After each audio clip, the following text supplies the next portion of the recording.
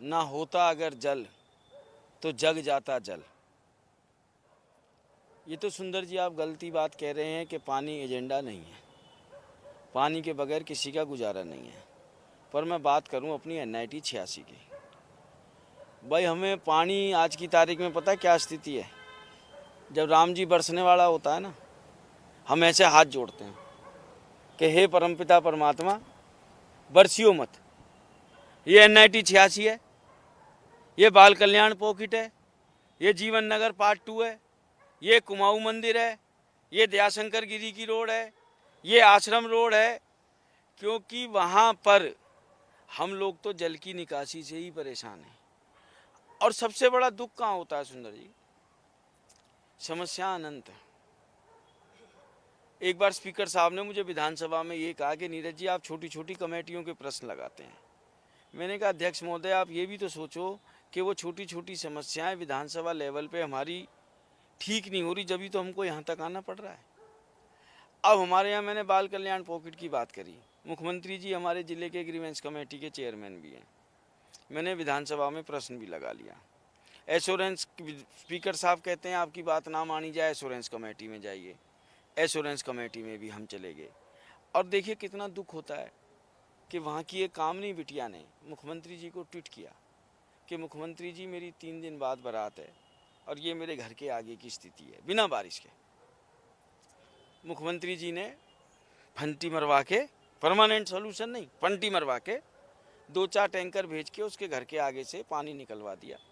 निकलवाने के बाद उस बिटिया की शादी भी हो गई। आज 2.5 साल हो गए उस बात को, वो समाधान अभी तक नहीं हुआ। लेकिन आप ये कहो ना नीरज शर्मा जी, आपके पिताजी भी खुद CPS रहे थे, सरकार आप लोगों की भी 10 साल रही। ये बिजली पानी, ये सड़क, ये सीवर, ये स्थिति अभी तक ये क्या, ये इसके लिए आप लोग भी तो जिम्मेदार हैं।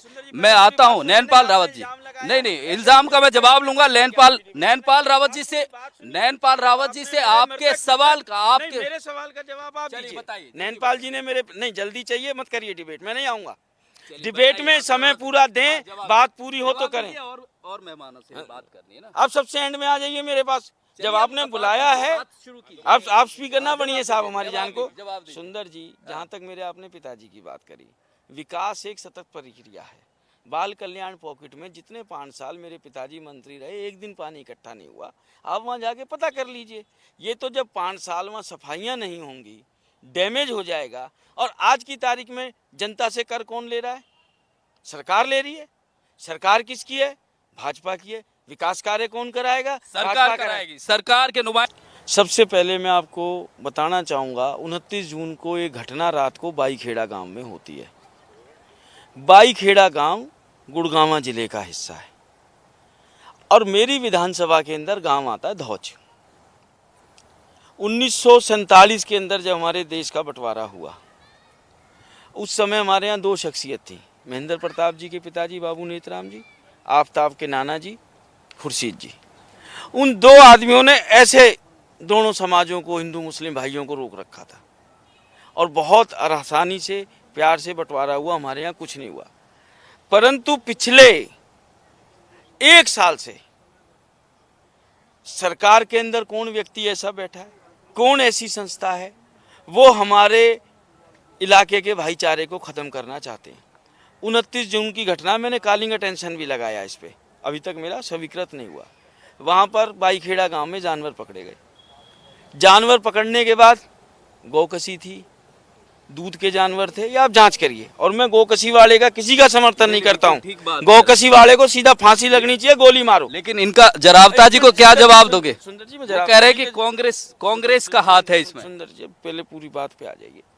29 जून की घटना, गुड़गांव जिला। क्या आप मानते हैं गुड़गांव जिले में एक भी गौशाला नहीं है? नहीं गौशाला है।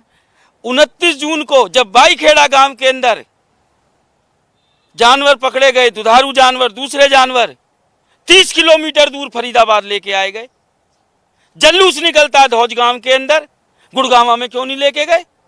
जहां अपने जानवर बरामद करें उसी जिले में तो लेके जाएंगे, क्यों नहीं लेके जा रहे आप गुड़गांव में?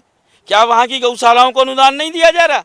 सिर्फ किस लिए कि इनको 3-4 जिलों में मैं कांग्रेस का विधायक हूं, इनको बड़ा तकलीफ हो रही है कि ये एक भी कांग्रेसी कैसे जीत गया। चाहे आपको गुड़गांव टारगेट हो। करते हैं ये? यस। उसके बाद सुनिए, 1 तारीख की घटना थी। अब हमारे भगवानों के नाम पे नाम रख लेते हैं अर्जी फर्जी लोग। बजरंगी, अरे बजरंग बली जी पढ़ तो लो। सीता माँ की खोज में गए हैं। सुरसा राक्षसों की माँ, उसको भी बोला है अब तू मोहे जाने दे माई। सुरसा को भी माँ का मोमन संबोधन खां जो किया। प्याज की तरह फोड़ते हैं सुनिए, उस सुनिए, उस पे भी पहले उस पे भी बता मेरी- दीजिए ना मेरी कुछ। बात पे आज पूरी मोमन बात- खां मैंने कहते पहले हैं कहा था, आपके साथ ही मैं तो कह रहे अपनी थे। मोमन खान की बात का भी जवाब दूंगा। हाँ, उसके बाद रावण के आगे खड़े हैं हमारे बजरंग बली, क्या कह रहे हैं, हाथ जोड़ विनती करूं, जबकि पूरी लंका जला के आ गए। हनुमान जी ने शिष्टता नहीं की। पहली बात तो सरकार ये कानून बनाए कि हमारे देवी देवताओं के नाम पे जो नाम रखे उनके जैसा व्यवहार करे, ठीक, नहीं तो कोई हक नहीं है। दूसरा साहब, 1 तारीख की घटना है, 31 तारीख को बयान आता है कि जीजा आ रहा है तुम्हारा धौज में। अरे धौज में एक ही समाज के लोग रहते हैं। मेरे मामा का लड़का रहता, पंडित रहता, हमारे पंडितों का जीजा बन गया वो। धौज में खाती भी रहते हैं, लुहार भी रहते हैं, जांगड़े भी रहते हैं, पंजाबी भी रहते हैं, 36 बिरादरी रहती है मेरी। देखिए, मैंने कल ही परसों ही शुक्रवार को विधानसभा में बोला था, जो सरकार की उपलब्धि है, मैं ते मेरा भापा वड्डी गड्डी लूना। जैसे हमारे यहाँ पंजाबी में कहावत है कि मैं ते मेरा भापा, मैं और मेरे पिताजी हैं, और हमारे पास बहुत बड़ी गाड़ी है। कौन सी गाड़ी है? जो लूना मुंह पर आती थी। तो उपलब्धियां तो इनकी ऐसी है। नौकरी की बात कर रहे हैं साहब, हमारे यहाँ डबुआ सब्जी मंडी में 704 फड़ अलॉट होने थे। नौकरी तो फिर भी बहुत बड़ी चीज़ है। और वो फड़ किसको मिलने थे? विधवा बहनों को, अनाथ बच्चों को, और 7x3 के जो 1-1 पाव सब्जी बेचते हैं। उनमें फड़ कौन ले गए? इनके पार्षद, और जो सीएम विंडो के एमिनेंट पर्सन, एमएलओ के रिश्तेदार, भाजपा कार्यकर्ता। अगर जो नौकरियां इतनी अच्छी आज सरकार में बट रही हैं, इनके इंडिपेंडेंट साथी हैं, वो ही इल्जाम लगा रहे साहब मेरे पैसे मर गए। एचपीएससी के कार्यालय में सरेआम पैसे पकड़े जाते हैं, बार बार परीक्षाएं रद्द हो रही हैं। अगर जो इतना ट्रांसपेरेंट काम हो रहा है तो ये सब चीज़ें क्यों हो रही हैं? ये तो भाई अभी सरकार में है, सत्ता में है, अभी इनके ऊपर इंक्वायरी कौन करे, इनके ऊपर एक्शन कौन ले? आने तो 2024 अक्टूबर, सबसे पहले इनके नौकरियों के घोटाले खुलेंगे और उसके बाद इनके भ्रष्टाचारों के घोटाले खुलेंगे। ये सर छुपाए छुपाए पूछेंगे कहाँ गया, क्यों? इन्होंने 10 साल के अंदर हरियाणा की इंच इंच चीज बेच दी। आपने कहीं सुना है? अभी तो बहुत मुगलागते में है, कर्नाटक में 40% का करप्शन पकड़ा गया था। सरकार की क्या स्थिति हुई आपकी आंखों के आगे। और हरियाणा में करप्शन कितना है? 100% का। जो मैंने मुद्दा उठाया था, जिसके लिए जूते चप्पल छोड़े, नंगे पैर रहा, बिना सिले वस्त्र रहे, अब वो नीरज शर्मा इल्जाम नहीं लगा रहा। पहन लिया आपने। हाँ, वो भ्रष्टाचार तो खत्म हुआ नहीं।